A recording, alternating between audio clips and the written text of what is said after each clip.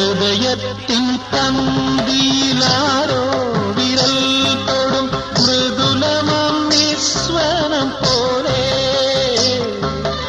ഇലകളിൽ ജലകണം ഇട്ടു വീഴും പോലെ ഉയിരിൽ അമൃതം തളിച്ച പോലെ തരളവിലോലം നിൻ കാലൊച്ച കേട്ടു ഞാൻ അറിയാതെ കോരിത്തരിച്ചുപോയി അറിയാതെ കോരിത്തരിച്ചുപോയി അതിൽ പഴുതിലൂടൻ മുന്നിൽ കുങ്കുമം വാരി വിതറും സന്ധ്യ പോകെ അതിലോലമിൻ